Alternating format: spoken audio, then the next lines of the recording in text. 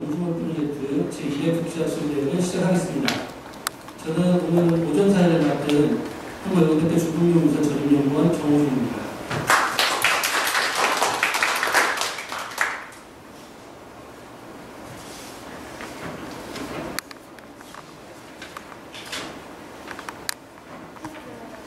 네, 오늘 오전에는 그러면 일단 처음으로 우리 연구팀 친구가 계시면서 한국외국대표 중국연구소 소장이신 김현주 선생님 개회사를 듣겠습니다.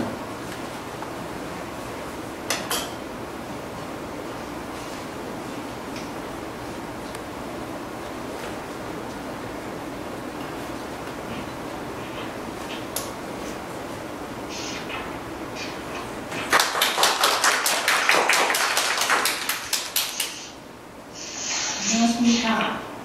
포스트 코로나 시대를 기다리며 실록의 5월에 제1회 공주몰 프로젝트 국제학술대회를 개최하며 대회에 참석하신 몽골, 중국, 베트남 학자들과 한국의 여러 학자들께 감사의 인사를 드립니다.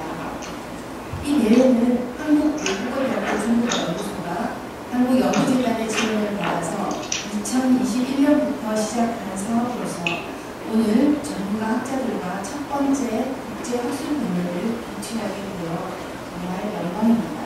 오늘 연구 주제는 6년 동안 진행할 공주몰 프로젝트 동아시아 문명교류의 새로 축선 연구의 서막인 셈입니다. 간단하게 연구 주제에 대하여 설명을 드리고자 합니다. 인류 문명의 교류 연구에 대해 학술계는 대부분 동서와 실크로드 등 단방향으로만 연구해 왔습니다. 이번에 우리 연구소는 몽중월 중심의 동아시아 문명 교류를 남북 세로 축선으로 두루 방향으로 살펴봄으로써 첫째, 인류 문명은 동서 가로선, 남북 세로선, 사선 등 중밀하게 연결된 웹워 속에서 진행되어 왔음을 밝히고, 둘째, 이러한 세로축 문명 교류 연구가 동아시아를 넘어서 다른 문명권에서도 보편적 연구 방법으로 정립되도록 하려는데 그 의의가 있습니다. 오늘 대회는 1부, 2부로 나누어서 진행하고 발표를 다 마친 후에 주제 강연이 있으며 마지막으로 마담 형식의 라운드테이블을 열 계획입니다. 이 토론에서는 각 언어권의 순차 통역도 있을 것입니다. 오늘 이 대회를 통하여 몽골, 중국, 베트남, 한국의 학자들과 그리고 학문 후속 세대들의 아주 흥미있는 주제 토론과 주제 발표와 토론이 이루어지기를 바라고, 또 여기 참석하신 모든 학자들과 우리 학문 후속 세대들과 또한 준비한 우리 모든 연구원들께 문명교류 연구의 새로운 방향을 제시해줄 능력을 이끌어내기를 진심으로 기대합니다. 네, 감사합니다.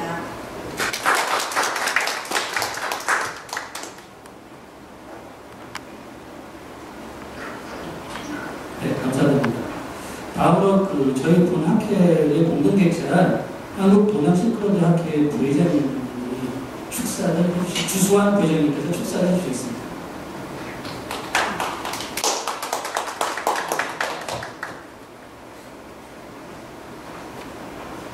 네, 안녕하십니까. 한국 동양 실크로드 학회 부회장을 맡고 있는 주수환입니다. 오늘 창립된 지 무려 반백년의 역사를 지닌 한국외국어대학교 중국연구소가 공주몰 프로젝트의 첫 결실인 제1회 국제학술대회를 개최하게 된 것을 진심으로 축하드립니다. 기존의 실크로드 연구에서 주로 다뤄졌던 동서방향, 즉 횡축 중심의 교섭에서 더 나아가 남북방향, 즉 종축방향의 교섭을 조명해보고자 시작된 몽주몰 프로젝트는 연구의 주제를 다른 시각에서 접근하고 다양한 확장 가능성을 지닌 연구를 지향한다는 점에서 다른 연구자들에게도 모범이 됐고 아울러 많은 기대를 갖게 하는 매력적인 주제가 아닐 수 없습니다. 북방을 대표하는 몽골, 중앙부를 대표하는 중국, 남방을 대표하는 베트남을 통합하여 붙여진 몽중월이라고 하는 이름조차 마치 꿈속의 경계를 넘나드는 것 같은 느낌마저 들어 더더욱 멋진 제목이라는 감탄을 하게 됩니다. 실제 우리는 이러한 선생님들의 연구 덕분에 이곳 회의실에 가만히 앉아 다양한 문화권을 넘나들 수 있는 유익한 기회를 갖게 되었습니다. 문명의 교류를 동서축이 아니라 방 소장님께서 말씀해 주셨다시피 남북축으로 바라본다는 것은 단순히 축선을 바꾼 것에만 의미가 국한된 것이 아니라고 생각합니다. 제레드 다이아몬드가 총균수에서 언급한 바와 같이 동서축의 교류는 같은 위도상에서 이루어지는 것이기 때문에 기후나 환경이라는 측면에서 비교적 용이하게 이루어지고 또한 상호 발전을 이루기 좋은 조건인 반면에 남북축의 교류는 위도를 넘나드는 교류이기 때문에 태생적으로 많은 장애를 지니고 있었을 것입니다. 북방 초원의 기후와 동남아시아 베트남의 열대성 몬순 기후에서 각각 성장한 문화는 그만큼 이질적이고 통하기 어려운 차이를 지닐 수밖에 없었을 것입니다. 그럼에도 오늘 발표될 논문들을 통해 밝혀진 바와 같이 이러한 차이와 간극은 점차 좁혀졌고 각각의 문화들은 더 다양해지고 풍성해졌습니다. 그러한 가운데 이를 이어주는 중국의 위상 역시 결코 간과할 수 없을 것입니다. 지금 중앙아시아에서는 우크라이나와 러시아의 전쟁으로 동서가 대립하는 양상이 전개되고 있으며 이제는 두 나라의 싸움만이 아니라 전 세계적으로 불안감을 증대시키고 경제를 위축시키는 갖가지 현상들로 가시화되어 우리에게도 점점 증대되는 압박으로 다가오고 있습니다.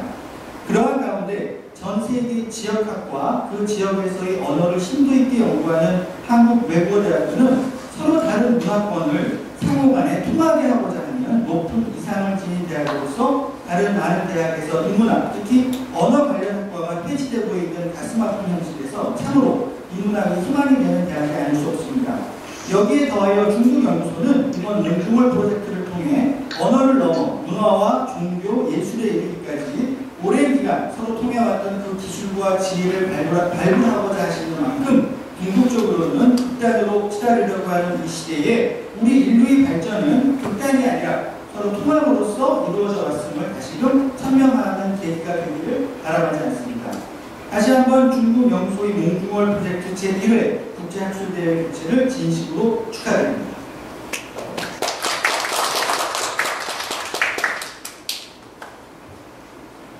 감사드립니다. 다음으로 기념 촬영에 앞서서 온라인으로 들어오시는 몇몇 선생님들을 소개해드리겠습니다.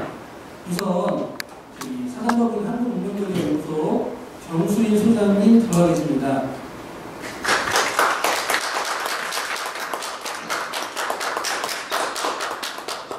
그리고 중국 온주대학의 황민 선생님 들어가겠습니다.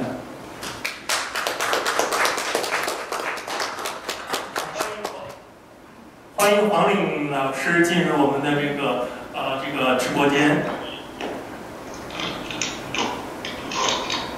Recording in progress. 다음으로 오늘 발표를 해주실 중국 홍익학원의 예샤회 선생님 계십니다. 欢迎叶老师进入我们的会议室。 네, 그리고 중국 온주대학의徐胖 선생님도 들어와 계십니다. 欢迎徐老师进入会议室。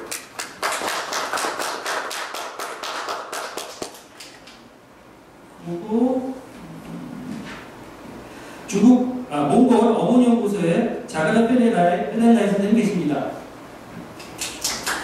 文化社会者している金대자가좀 배박씨 어떤 예.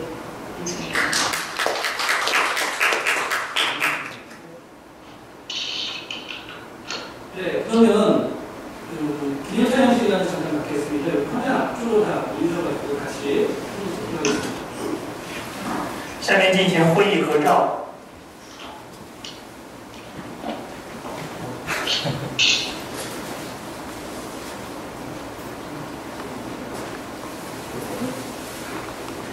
그럼에도 불구하고 거란어는 사어이기 때문에 사료의 형태로만 존재하는데 이 거란 문자에 대한 연구가 시작된 것은 그게 그렇게 오래된 역사가 아닙니다. 1922년에 거란어가 거란어가 쓰여진 비석들이 발견되면서부터 지금까지 약 1세기 동안 진행이 되어 왔는데, 처음에 이렇게 거란어가 쓰인 비석들이 발견되었을 때는 학자들이 이것이 거란어인지 혹은 여진어인지 아니면 어떤 한어인지 잘 알 수 없는 상태였어서,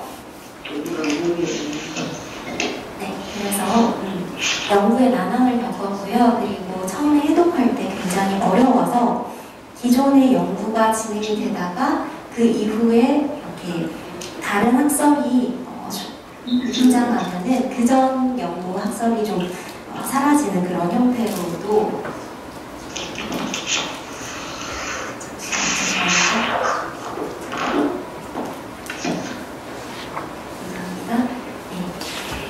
그런 형태로 연구가 진행이 되어 왔고요. 이 거란 문자가 남겨진, 거란 소자와 거란 대자가 남겨진 이런 비문들은 대부분 역사의 어떤 세월의 흔적 때문에 많이 소실되기도 하고 또 그 부분들이 지워져서 연구하기에 굉장히 어려운 그런 부분들이 있었습니다.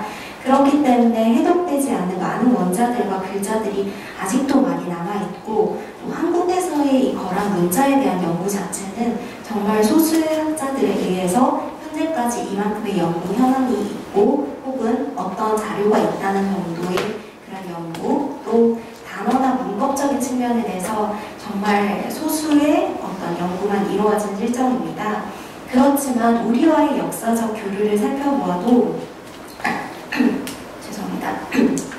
고려 시기에 994년에 성종 13년에 최초로 그 거란에 사신을 파견을 하고 또 유학생 20명을 2차례 파견하는 등 고려와 거란 간의 그런 관계도 있고, 또 고려에서 거란에 영향을 주거나 거란어에서 고려에 영향을 주는 그런 부분들도 있기 때문에 한국어, 몽골어, 중국어, 또 이제 여진족에도 영향을 주어 만주어까지 연결고리를 찾아서 추후의 연구가 충분히 이루어질 수 있는 분야라고 볼 수가 있습니다. 본고는 현재까지 이루어진 이 선행 연구들을 분석하고 2차 자료들을 통해서 중국어에서 거란어로의 차용 현상을 집중적으로 검토를 하였는데요. 음소나 단어에 대한 체계적 연구가 굉장히 미진함을 발견을 했고요. 그리고 현재까지의 그런 선행 연구들을 보니 대부분은 이제 현재 외몽골에서는 진행이 되지 않고 중국 내부의 내몽골, 즉 내이몽구 자치구에서 많이 진행이 되어서 대부분은 어떤 비석이 발견되었거나 어떤 단면적인 연구가 진행이 좀 된 편이고, 그 외에 이제 외국 학자들에 의해서 아주 기초적인 문법적인 부분들이 분석이 지금 진행되고 있는 걸로 알고 있습니다. 그렇기 때문에 어떤 심도 있는 그런 연구가 아직까지는 좀 진행이 되지 않았는데요. 그 중에서도 음소나 단어에 대한 체계적인 연구가 굉장히 미진함을 저희가 연구 과정에서 발견을 했는데요.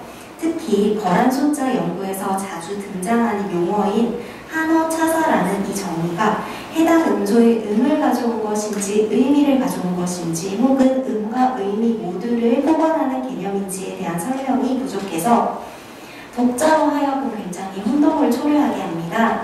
그래서 저희 본부에서는 이러한 용어를 명확하게 밝히고 또 추후의 연구의 토대를 마련하기 위해서 중국어의 거란어 차용 현상을 다각도로 분석하고 또 궁극적으로는 거란어와 중국어의 언어 교류 관계를 밝히는 데 도움을 주려는 목적을 갖습니다. 이 언어 교류 관계를 밝힘으로써 사회문화, 또 역사, 물질 교류 등 여러 분야의 연구의 기초가 될 것이라고 생각합니다. 다음으로는 이제 거란어와 거란 문자, 거란 대자에서 거란 소자까지라는 제목으로 소주제로 발표를 살짝 드리자면, 이 거란어를 기록하기 위한 거란 문자는 거란 대자와 거란 소자 두 종류가 있습니다. 제가 앞서 말씀드린 거란 소자가 저희의 이 연구의 좀 주된 부분인데요. 거란 문자에 대해서는 몽골인들 자체가 자신들의 언어를 기록하기 위해 만든 문자라고 정의를 내리고 있고요. 또 몽골어를 기록하기 위해 만든 문자는 총 10가지가 넘습니다. 그 중에서 유일하게 한자로부터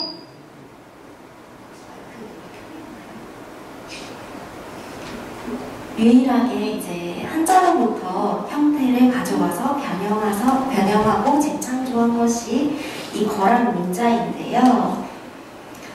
한자를 가져와서 그대로 쓴 것이 아니라 자신들이 몰라보게 한자를 쓰는 중국인들이 알아볼 수 없게끔 수정하고 또 재창조한 것이 바로 이 거란 문자가 됩니다. 이런 점에서 중원과 거란 간의 문화적 융합을 보여주는 굉장히 흥미로운 단독 사례라고 볼 수가 있고요. 현재까지 연구를 통해서 이 거란 대자와 거란 소자의 해독 자체는 어느 정도 이루어졌다는 것을 확인은 할 수 있지만 미해독된 문자들이 많아서 앞으로 연구가 계속 진행되어야 되는 그런 주제라고 볼 수 있습니다. 거란 대자의 창제에 관해서는 제 본문의 국역 요사의 기록을 통해 확인할 수 있고요. 아래에 보시면 920년에 거란 대자를 만들었다라는 기록이 있습니다.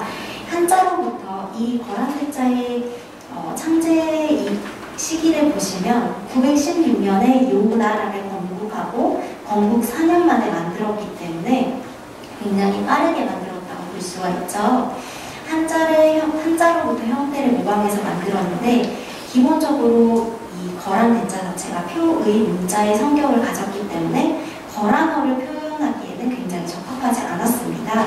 왜냐하면 거란어는 알타이어족에 속하고 또 표의 문자를 사용하고 교차어의 특성을 갖기 때문에 표의 문자의 성격을 갖는 한자를 차용해서 쓴다는 것은 굉장히 좀 어려운 일이었죠. 이러한 거란 대자의 한계에 부딪혀서 거란 소자가 창제가 되는데요. 이것이 924년 이후에 창제되었는데 이 창제 경위에 대해서는 아래 설명을 보시면 이 거란 소자를 창제한 사람에 대한 설명입니다. 질날이라는 사람이 굉장히 명민하여서 위구르 즉 회올에서 사신이 왔는데 아무도 그와 말이 통하는 사람이 없었고 그래서 아래에 보시면 천창 3년 924년에 공정월에 군사를 보내서 공약하게 하였다 하고 회골의 패리가 사신을 보내 조공하였다 하는 구절이 있는데 이 사신이 왔을 때 질랄이라는 사람이 배워서 거란 소자를 창제를 하게 되었습니다. 924년 이후가 될 거라는 그런 추정을 해볼 수가 있고요. 거란 소자 자체는 이 알파벳에 해당하는 각각의 원자를 연이어 적는 방식으로 하나의 단어를 표기를 하는데 전미사를 결합하여 사용하는 거란어를 표기하기에 효율적인 문제였습니다. 이 슬라이드상의 우측 상단을 보시면 1, 1, 2, 1, 2, 3 하는 이런 숫자들을 보실 수가 있는데요. 거란어는 이렇게 1, 1, 2 하는 형태로 이어서 적었고요. 제가 이 거란 숫자를 적은 논문을 보시면 다 연이어서 적혀 있지만 실제로는 1, 2, 3, 4, 5, 6, 7 하는 슬라이드에서 보실 수 있는 저런 형태로까지 길게 적을 수가 있습니다. 즉 가로로만 적는 것이 아니라 세로로, 즉 한국어의 갈이라는 그런 형태와 비슷하다고 볼 수가 있죠. 그래서 아래에 보시면은 검정색으로 표기된 이런 형태로 표시가 됩니다. 그래서 다음으로는 거란 대자 자료는 현재까지 20여 점 정도 발견이 되었고 거란 소자 자료는 50여 점 정도가 발견이 되었습니다. 그래서 본고에서는 이들 중에 비교적 연구가 많이 진행돼서 2차 자료로서 사용할 수 있는 그런 성과들이 많이 축적된 거란 소자를 토대로 연구를 좀 진행을 해보려고 합니다. 거란 소자의 중국어 차용 현상을 그래서 분석을 좀 해보려고 하는데요. 거란 소자의 중국어 차용 현상에 관한 선행 연구들을 확인을 해보면 주로 단어 하나 혹은 적두사에 관한 연구들이 좀 많았습니다. 하지만 실제 거란 소자의 차용 현상을 보면 그렇게 간단하지 않았습니다. 그래서 거란 소자의 음소 차용 현상에 대해서 다오찌민이라는 이 사람은 이렇게 어근 원자, 음절 원자, 음소 원자의 세 가지로 분류를 하였는데 저희 연구에서는 형태론에 입각을 해서 이렇게 두 가지로 좀 나누어서 설명을 드리고자 합니다. 그래서 우선은 하나의 원자, 즉 가장 쉽게 설명하자면 알파벳의 자모 정도로 해석을 해주시면 되는 이 원자로 중국어 차용 음소를 나타내는 거란 소자를 좀 보도록 하겠습니다. 음소 차용의 경우에는 성모와 음모로 구분을 하여서 저희가 설명을 드리겠는데요. 우선은 성모를 차용한 예를 보여드리도록 하겠습니다. 이 1번과 2번이 둘 다 이렇게 1번의 경우에는 방병 계통의 자음을 가진 단어에 사용하기 위해서 한어로부터 차용해온 성모이고, 또 2번의 경우에는 단 혹은 정계통의 자음의 초성 자음을 사용하기 위해서 가져온 그런 성모임을 확인할 수가 있습니다. 이런 성모들은 거란어에 흡수되어서 거란어 음절의 초성 자음을 나타내기 위해서도 사용되었는데, 이는 사용 과정 중에서 차용하여 사용하는 과정 중에서 완전한 동화가 일어난 것이라고 볼 수가 있습니다. 다음으로는 중국어의 운모를 차용한 예를 가져와 봤는데요. 1번의 경우에는 단모음을 차용한 예시이고, 2번의 A와 B의 경우 이중모음을 가져와 차용한 예시, 그리고 3번의 경우에는 삼중모음을 가져와 차용한 예시라고 볼 수 있습니다.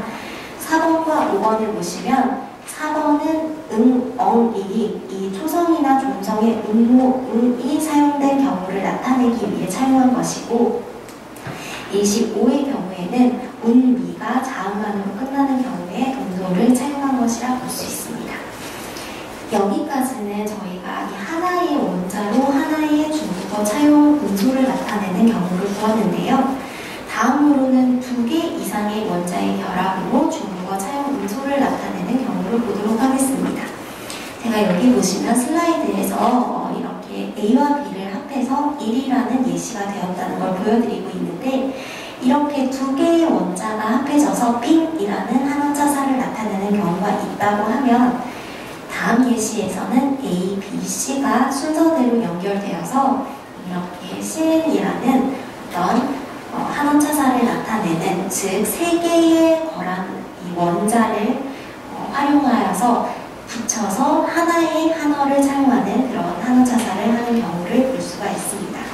이 경우에도 음소를 차용한 경우이고요. 다음으로는 거란어의 중국어 단어 차용 현상을 한번 보도록 하겠습니다. 보통 단어를 사용할 경우에는 그 단어의 음과 의미가 함께 오는 경우가 일반적이고, 그것도 거란어에서도 그런 현상이 대다수 나타납니다. 예를 들면 황띠 하는 이런 황제, 그런데 아래에 나오는 이 황띠 같은 경우에도 같은 말이 되는데, 이렇게 표현하는 것을 이체자라고 합니다. 왜 이런 현상이 일어나냐고 하면, 한국어에서도 우리가 어떤 외래어를 가져올 때 어떤 사람은 세일이라는 말을 세일이라고 표현하기도 하고, 어떤 사람은 세일이라고 적기도 하는 등 이렇게 외래어를 차용하는 현상에서 나타나는 그런 이체자라고 볼 수가 있습니다. 이것도 처음에는 좀 혼란이 있었으나 이후로 가면서 좀 정형화되는 그런 형태를 보였고요. 그리고 두 번째 보시면 군주라고 해서 이 공주라는 단어의 한원자사, 즉 단어 자체를 가져온, 그리고 음과 의미를 가져온 형태라고 볼 수 있습니다. 그리고 저희 연구에서 발견한 것이 무엇이냐 하면, 도금은 그대로 차용하였으나 의미가 변한 경우입니다. 굉장히 드문 경우이고요. 여기 아래에 보시면 이 원래 태자라는 것이 첫 번째로는 당나라 시기에 글이 쓰인 편의 첫 번째 의미, 그리고 두 번째는 고대 조정에서 명령을 전달하거나 병력을 동원하기 위한 신표, 세 번째로는 글자가 쓰인 패라는 의미로 쓰였는데, 이게 당대뿐만 아니라 송대, 북송시대의 거란이 겹치기 때문에 그 시대에 주로 문건들이 조사를 하였고, 이런 의미로 사용이 되었는데, 저희 이 사전상에서는 관서의 직인 등이 찍힌 문서류, 즉 의미가 좀 다르게 사용되었다는 걸 확인을 할 수가 있었습니다. 이렇게 저희 연구에서는 통시적으로는 알타이, 이렇게 해서 분류가 다 끝이 났고요. 통시적으로는 알타이 어족에 속하는 거란어와 민고어 두 언어를 연구 분석할 수 있다는 점에서 굉장히 언어학적 가치가 높고 또 공시적으로는 해당 시기에 중원과의 언어 문화적 교류 현상에도 활용될 수 있는 이 거란 연구 굉장히 필요성이 큰 분야라는 거 설명을 드리고요. 이들 중에서도 저희 연구에서는 거란과 중원과의 교류를 분석하고자 차용어에 특히 중점을 두고 연구를 진행하였습니다. 우선 선행 연구의 검토를 통해 음소나 단어에 대한 체계적 연구와 미진한 점, 특히 거란 조자의 연구에서 자주 등장하는 한어차사라는 정의가 해당 음소의 음을 가져온 것인지 아니면 의미를 가져온 것인지 혹은 음과 의미를 포괄하는 개념인지에 대한 설명이 부족해서 이 독자로 하여금 혼동을 초래하기 때문에 차용현상을 명확하게 규정해서 중국어에서의 거란으로의 차용현상을 규정하였는데요. 음소 그리고 단어라는 두 부분으로 나누어서 연구를 진행을 하였고 음소는 성모와 음모 그리고 세부적으로는 하나의 원자로 음소를 나타낸 경우 두 개 이상의 원자의 결합으로 한어 차용 음소를 나타내는 경우를 모두 살펴보았습니다. 단어의 경우에는 음과 의미가 함께 차용된 경우 그리고 음은 차용되었지만 의미는 다르게 쓰인 경우로 분류를 하여서 세부적으로 연구를 하였습니다. 본 연구를 통해서 결과적으로는 기존의 연구에서 다루지 않은 언어 차용 현상의 세밀한 분류를 바탕으로 거란과 중원 간의 이런 언어 교류 양상을 파악을 할 수 있었습니다. 이러한 연구를 바탕으로 계속 연구를 진행하여서 문화의 교류까지도 연구할 수 있는 어떤 토대를 마련할 수 있고 또 저희의 이 연구 과정 중에서 현대 몽골어까지 이어지는 어휘 요소들의 어떤 연결고리들을 찾을 수 있었습니다. 이런 점에서 좀 의의를 갖는다고 볼 수 있겠고요. 특히 제가 몽골어 전공이다 보니 몽골어 만주어 전공이다 보니 현대 몽골어로 이어지는 이 통시적인 분야의 연구는 더욱더 진행시켜 볼 수 있는 굉장히 흥미로운 주제라는 생각이 들어서 추후의 과제로 남겨두고 계속 연구를 진행을 해보려고 합니다. 제가 참고한 참고 문헌이지만 앞으로 좀 더 추가를 해야 되고 이 원고가 다 끝난 것이 아니라서 현재 좀 수정 중에 있습니다. 네, 여기까지 들어주셔서 감사합니다. 앙하를 샹글슨 라이르사.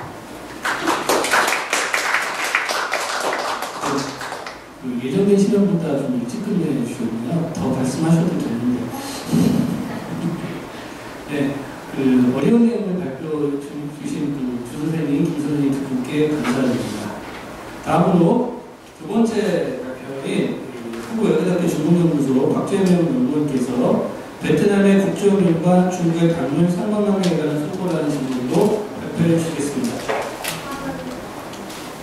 포르투갈 이스레슨 한국과 다섯 샤싱 이스로가신 다섯 샤싱 교수님 박재명 박신 베트남인 엘브신 호시과 당거신 웨인 엘브신 호링 하리스탄 하라시 석시가 이스레신입니다. 接下来进行演讲的是韩国外国语大学中国研究所的朴载明老师，他的演讲题目是越南的国潮行律和中国的唐律关系小考。 Sau đây là phần phát biểu của giáo sư Park Jae-myung đến từ Viện Nghiên cứu Trung Quốc Đại học Ngoại ngữ Hàn Quốc về chủ đề quan hệ tương quan giữa các trường hình luật của Việt Nam và đường luật của Trung Quốc. Recording stopped.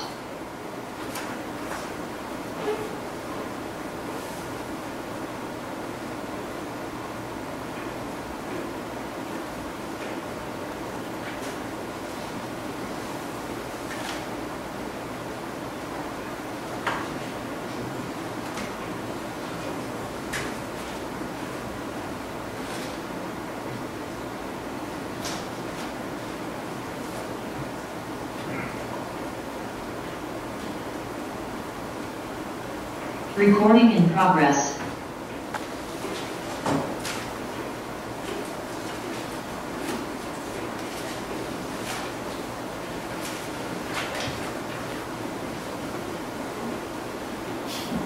예, 안녕하십니까. 저는 한국외국어대학교 중국연구소 전임연구원 박재명입니다.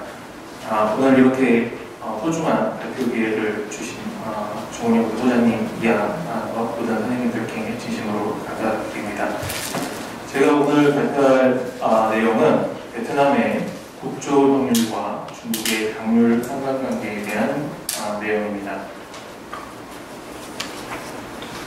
자, 먼저 오늘 제가 국조용률이라는 거는 일단 이걸 먼저 말씀을 좀 드리고 연구 목적에 대해 좀 설명을 드리도록 하겠습니다.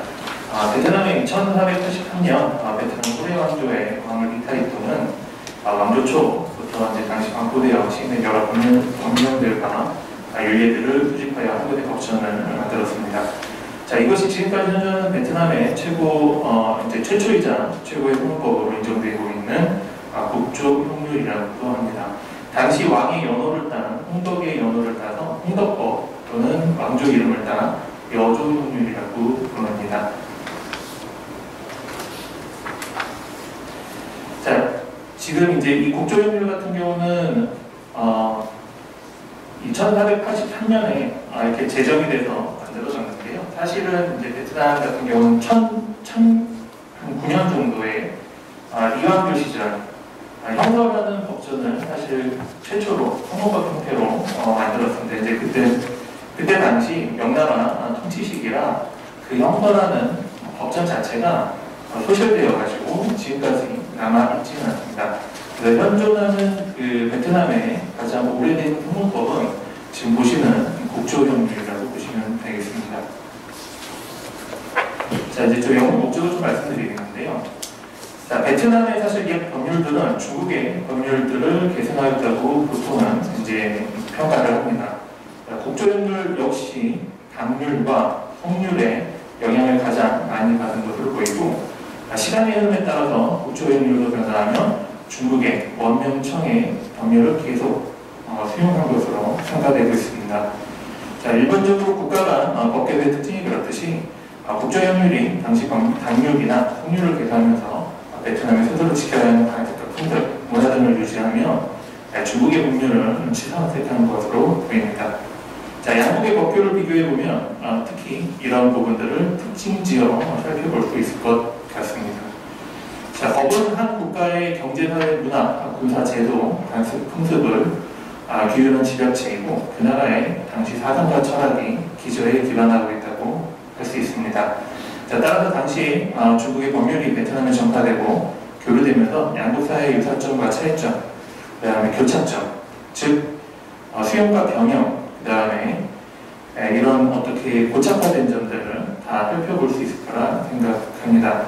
더욱이 과거법의 이론과 기재가 양국의 모든 현대의 법률까지 그대로 매기 이루어져 법제사적 관점에서도 이를 파악하는 데 가장 기본적인 연구가 될 수 있을 것이라 생각해서 베트남의 국조용률과 당률을 좀 비교하는 연구를 시행을 했습니다.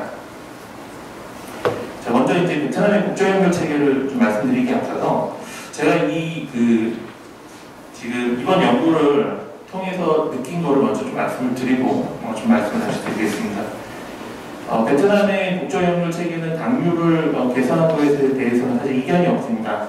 다만 첫 번째, 지금 선행 연구가 사실은 거의 전무한 상태입니다. 무슨 말씀이냐면 이것들을 사료적 관점에서 보신 그 연구한 선행 자료들은 있는데 법적으로 어떻게 이것들이 좀 비교가 되느냐, 어떤 법적 측면이 같으냐, 내용이 같냐라는 사실 그런 선행 연구를 사실 찾아볼 수가 없었고, 그래서 더욱 좀 힘들었지만 의미 있는 연구가 될 것이라고 판단을 했고요.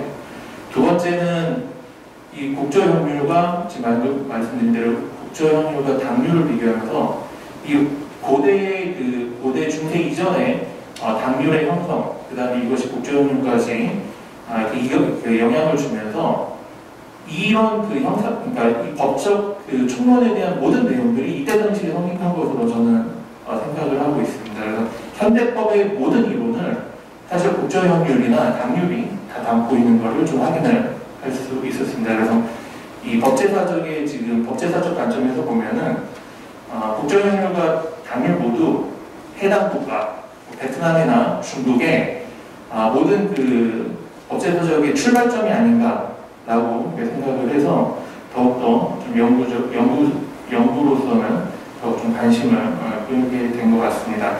먼저 국조용률의 체계에 대해서 잠깐 말씀을 드리면요. 요걸 먼저 조금 이 슬라이드를 먼저 보시고 좀 말씀을 드리겠습니다. 국조용률은 이제 전체 6권으로 되어 있고 1권, 2권은 헌법상 행정 분야, 그 다음에 3번은 민사법상 가족법과 토지법을 담고 있습니다. 그 다음에 제4번에서는 4번과 5번 일부에서는 흔히 말하는 이제 형법, 규율, 어떤 죄를 지으면 어떻게 처벌한다, 뭐 이런 내용들을 좀 담고 있습니다. 그 다음에 5번의 일부와 6번 같은 경우는 체포, 구금, 그 다음에 이제 사법 절차라고 칭하는 재판과 소송 절차 등에 대해서 이제 기록을 하고 있습니다.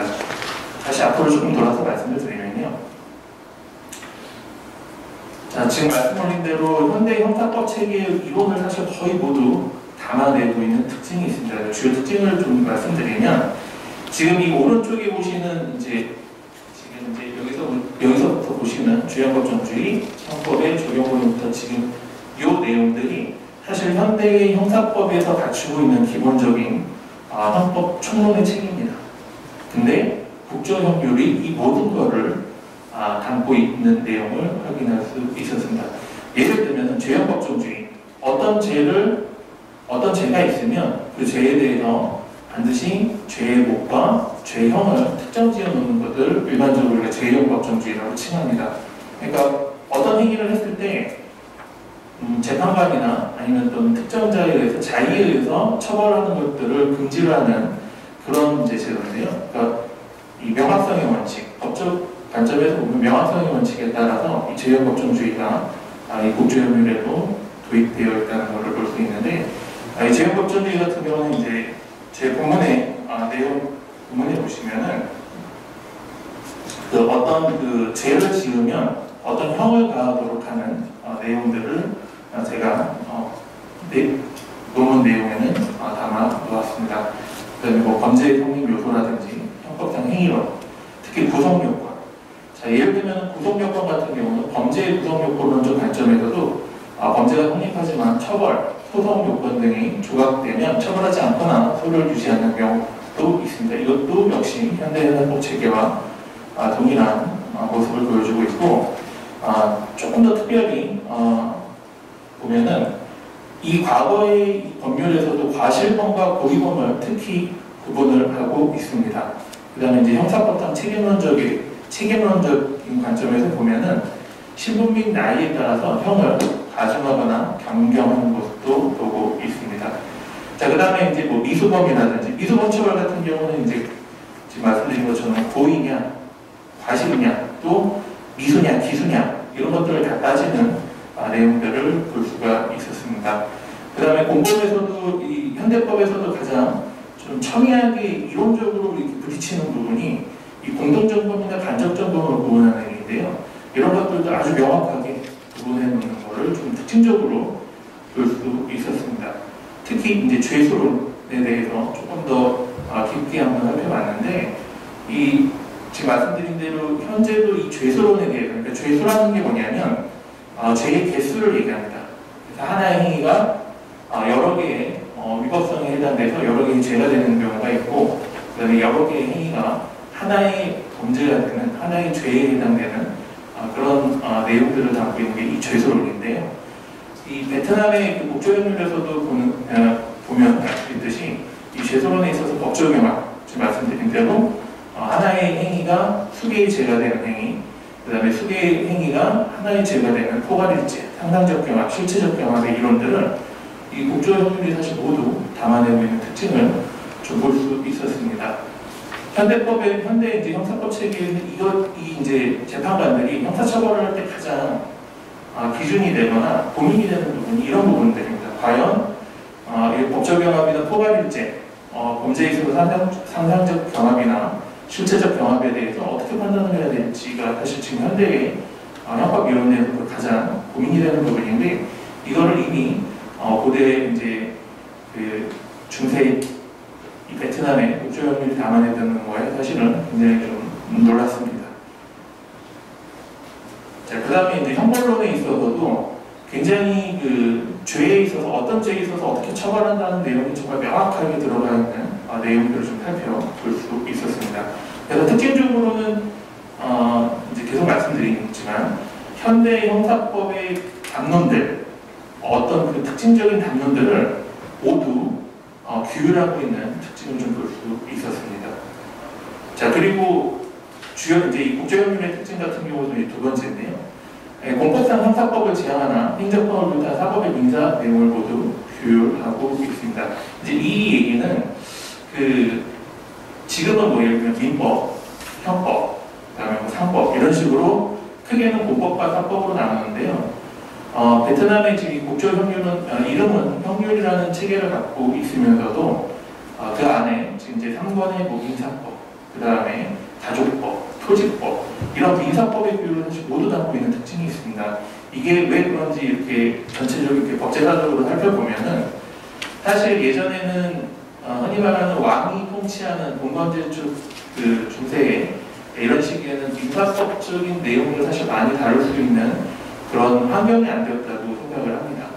국가를 기본적으로 왕이 통치하면서 황제나 왕이 통치하면서 이 사인 간의 거래, 뭐 민사나 형사 중에서도 그나마 가장 활발했던 게 가족법과 토지법으로 생각이 됩니다. 왜냐하면 가족법 같은 경우는 혼인에 대해서 규율을 하고 토지법 같은 경우는 사실 민사간 거래보다는 상속에 관련된 특히 유류분 상속에 있어서 그 유류분에 대해서 특히 이 어떤 규율이 필요했기 때문에 토지법과 가족법에 있어서 이런 그 민사법도 하나의 그 형률 안에 들어오는 그런 특징을 보여주고 있습니다.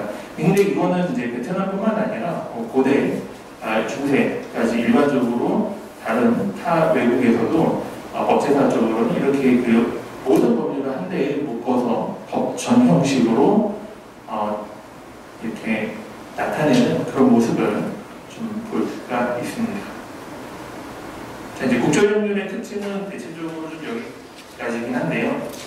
조금 더 부가적으로 말씀을 좀 드리면 지금 이제 이 국제협률 같은 경우는 특히 왕족의 이 사상, 그 다음에 왕족의 보호, 왕권의 강화 이런 것들이 좀 많이 나타나 있는데 베트남 같은 경우는 이제 특히 육아 사상이 좀 많이 접목된 내용을 볼 수 있습니다. 예를 들면은 여기 이제 나중에 이 제3권의 5장 보시면 이제 호혼인데요. 호혼 같은 경우에는 이제 그 가족에 대한 그 성혼, 혼인이나 이런 부분들을 규율을 하고 있는데 특히 좀 굉장히 좀 명확한 규율들을 담고 있습니다. 그래서 약혼을 했는데 파혼을 했다든지 아니면 결혼을 했는데 이혼을 한다든지 이런 규율들을 어떤 경우의 수에 따라서 할 수 있고 없고 그 다음에 책임 문제에 대해서도 좀 정확히 좀 담아내고 있는 특징이 있습니다.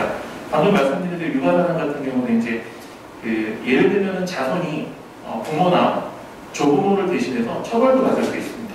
그 경우에는 그 처벌을 감면해주는 즉 예와 도리에 따라서 이런 어떤 형벌의 감면을 해주는 그런 내용들도 볼 수 있었고요. 지금 말씀드린 대로 이 공법안, 그러니까 이 하나의 형법 안에 민사법도 다 들어가 있다 보니까 어떤 내용들은 형사법적으로 처벌을 할 수 있는 강행 규정이 있고 어떤 법들은 그냥 이 처벌 규정이 없는 흔히 말하는 우리가 소위 권고 규정이라고 하는 내용들도 많이 들어가 있습니다.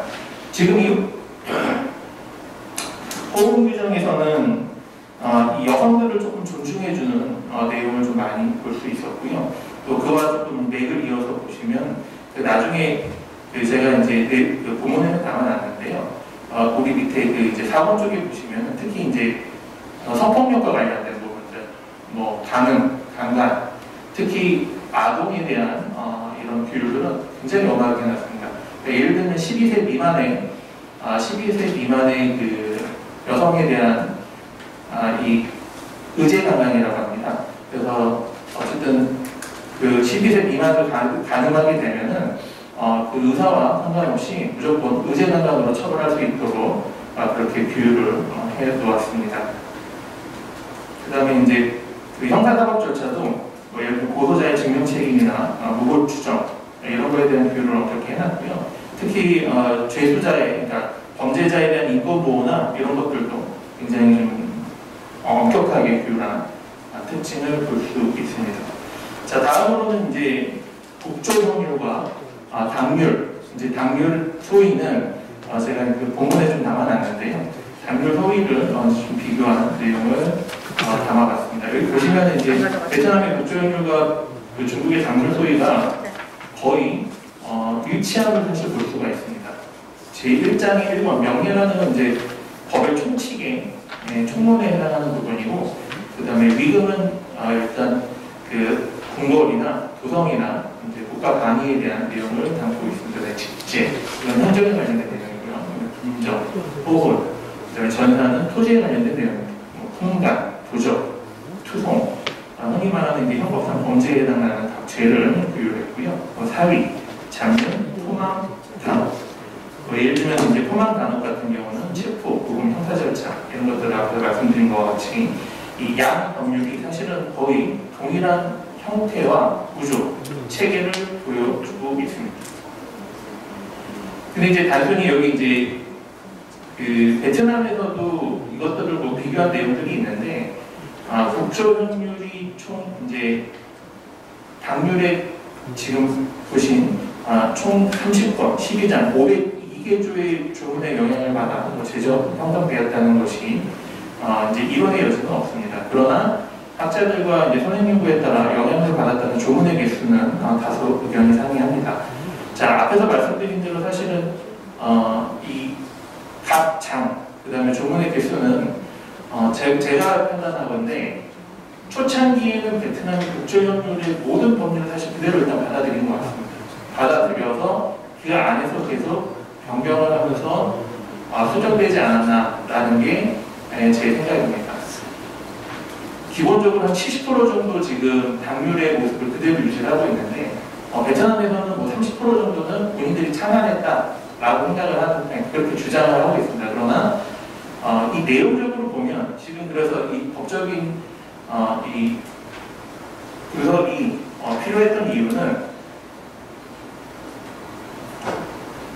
뒤에 보시면 이제 국조현율과 당률을 어떻게 교합을 한번 봤는데요. 총론의 부분이 사실 다 일치합니다. 아까 말씀드린 초반에 말씀드린 대로 법의 기본적인 형사법 체계의 이론, 죄형법정주의부터 시작해가지고 죄형법정주의에 해당하는 내용들, 그 다음에 뭐 공범의 구분, 그 다음에 미수본의 구분, 그 다음에 법적 동학, 포괄 일제, 이런 모든 총론적인 내용들이 사실 당률에 그대로 포함이 되어 있습니다. 그래서 지금 앞에 다시 이제 좀 보여드리면, 그래서 이 지금 명예 같은 경우도 이 총론에 해당되는데, 이 총론에 해당되는 내용이 그대로 다 지금 국조현율에 들어온 내용을 볼 수가 있었습니다. 특히 이제 일단은 이제 법 체계를 중심으로 두 가지로 일단 좀 구분을 해봤는데요. 그래서 비교법적 상관관계 분석을 해봤는데, 첫 번째는 법 체계 및 특징 비교를 이제 좀 한번 해봤습니다. 그래서 왕가, 공중의 경비, 가족, 토지 행정에 이르기까지 사실 국조현율은 당률을 거의 그대로 개설하였다고 해도 과언이 아닙니다. 다만 각 죄의 구성 요건과 처벌 규정을 양국이 일반적으로 좀 상이한 점을 보여주고 있습니다. 그래서 말씀드린 대로 이것은 국조현율이 당률의 대부분을 사실 거의 그대로 개수한 다음에 베트남의 현지 사정 명령, 관습이나 풍습에 따라서 일부 수정된 것으로 보여집니다. 또한 민사법 틀 안에 가족을 규율한 현대법과 달리 당률에서도 가족법 안의 민사법 중 가장 주요한 부동산 관련 규율이 삽입되어 있는데, 이것은 아까 말씀드린 국조현율에서도 마찬가지입니다. 이는 고대로 갈수록 민사의 행위나 거래는 주로 부동산에 국한되어 있고, 채권에 관련된 내용 역시 가족에 관련된 유산 또는 유류분이 다수를 차지하기 때문에 지금은 사실 민사법 안에 이 가족법이 들어가 있는데, 지금 이제 말씀드린 대로 가족법 안에, 예전에는 가족법 안에 민사법가 들어가 있는 그런 좀 특이한 형태를 좀 볼 수가 있었습니다. 그래서 이 형사법적 규율을 좀 비교를 하면, 국조현율과 당률은 현대형법상 가정과 체계를 규율하는 방식과 사실 거의 동일합니다. 이를테면 범죄 유형에 따라 분류하고 죄를 분류하고 그 성격과 정도를 파악해서 죄에 대한 형량을 정하는데, 이 국조현율과 당률의 전체적인 모습은 제가 일단은 분석한 바로는 총론은 100% 일치한다라는 게 제 생각이고, 강론에서는 각 죄의 죄목들, 뭐 예를 들면은 토지 부분과 가족에 관련된 부분이 조금 이제 맞지 않는 좀 이렇게 내용적으로 다른 부분이 있었습니다.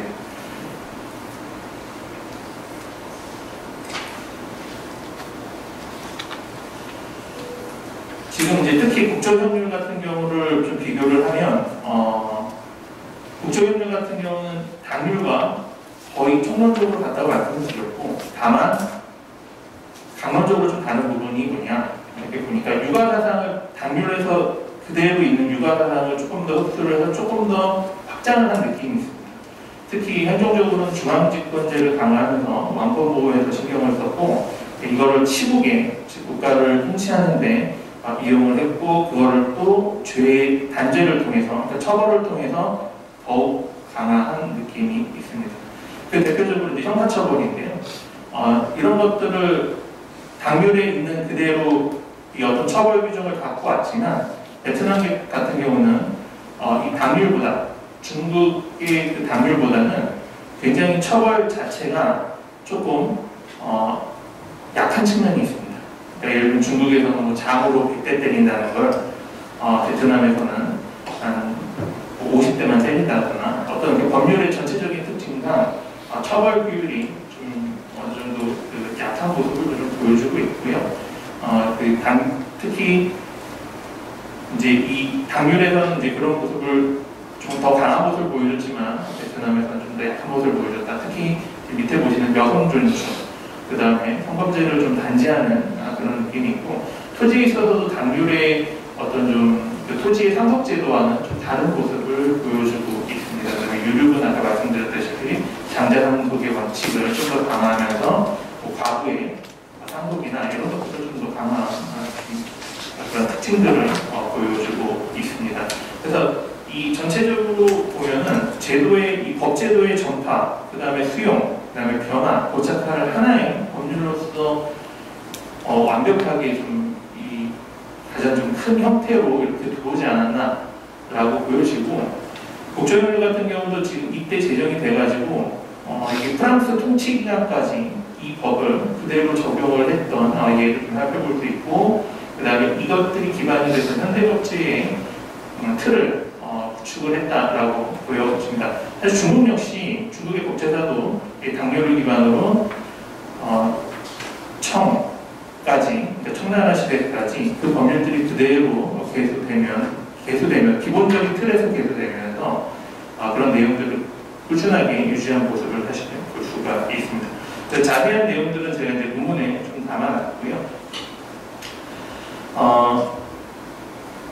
지금 말씀드린 대로 당률 역시 이제 형사법전의 민사법, 그다음에 기타 법률까지 규율한 특징을 보여주고 있고, 지금 베트남 내항조 같은 경우도 이 국조협률을 통해서 한 번 더 정리를 드리면 이제 유교 사상을 고도로 좀 더 담아내는 그런 특징들을 보여주고 있습니다. 지금 이제 국조협률과 당률이 조금 다른 점은 어떤 그 관습과 문화 사상을, 사회상을 고려해서 지속적으로 이 당률을 조금 개선한 법을 수정한 모습을 보여주고 있습니다. 그래서 범죄자가 소수민족이나 산악지역에 거주하면 그 민족 또는 해당 지역의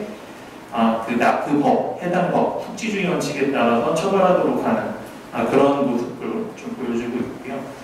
특히 아까 말씀드린 대로 가부장적 사회에서도, 육아사상인 가부장적 사회 안에서도 여성의 지위와 역할을 좀 강조하고, 범죄 처벌에 있어서 아까 조금 더 베트남이 가볍다고 말씀을 드렸는데, 국제협력이 조금 더 그렇게 조정을 한 것 같습니다. 근데 그 안에서도 모성에 대한 처벌은 좀 굉장히 좀 가볍게 하는 특징이 있습니다. 그 다음에 농업정책이라든지 유언장이나 상속공활, 미만이에 대한 상속 같은 경우는 굉장히 그 규율들이 당률과 좀 많이 다른 모습을 볼 수가 있습니다. 결론적으로는 베트남의 당률을 개선은 했지만, 본인들의 어떤 그 자신들 스스로의 주체적인 사상을 최대한 이 국조협률에 입히는 작업을 했다고 저는 생각을 합니다. 그것이 또 현대법제까지 이루어졌고요.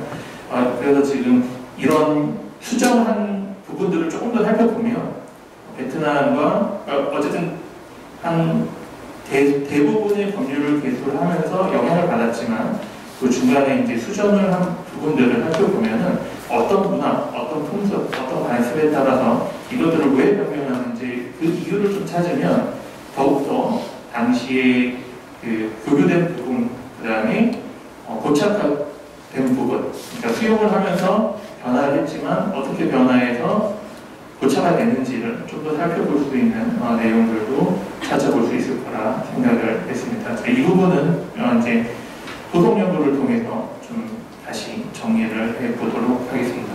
제 오늘 발표는